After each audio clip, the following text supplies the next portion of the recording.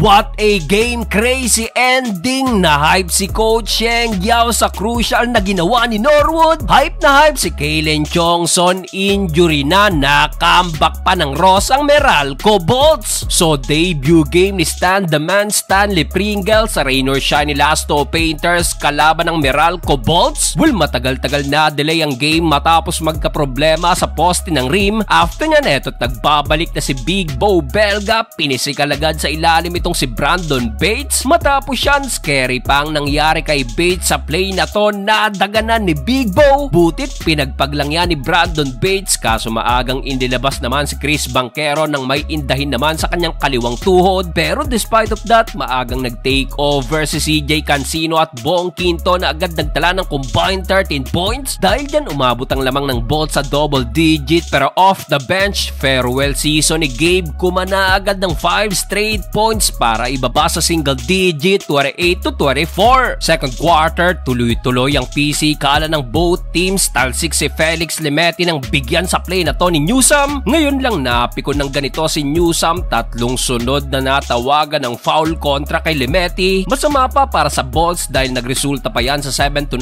run ng Ross sa panguna ni Datu. Under 7 minutes, Kalen Chongson kumana pa ng 4-pointer kaya sa isang iglap na baligtad agad ang laban, abante ng rain or shine. Well, ayon sa report, hindi pala makapaglalaro this game si Stanley Pringle na may swollen knee. Init ng laban, pati mga coaches halos ayaw patalo sa mga tawag ng referee. Sa dulo, grabe ang mga ginawang galaw ni Nokum, including itong play na to, lipad si Cancino, abante ng animang Ross 50-44 halftime. Third quarter, nang gulat agad ang Meralco Bolts ng 10-0 run led by Bong Quinto. Well, under 6 minutes na nang mabasag yan ng rain or shine dahil kay Gabe Norwood. Kaso CJ Cancino, sophomore ng Bolts, take over pa rin with already 16 points. Under 4 minutes, Andre Karakut, now you see me, now you don't. Iwan ng tatlong bantay sa kanyang reverse. Kaso tila naubos ang momentum ng Ross this quarter na literal na nakuha naman ng Bolts. Napapailing na lang si Coach Cheng Yao, abante ng double digit ang Meralco 81-70. Fourth and final quarter, namilipit sa sakit si Kalen Chongson ng aksidenteng malanding spot kay Chris Newsome. Dalawang paang nadale pero pinagpaglang yan ni Chongson at kumanari ng dalawang 3-point shot. Dahil dyan biglang natunaw na ang lamang ng Bolts sa 5,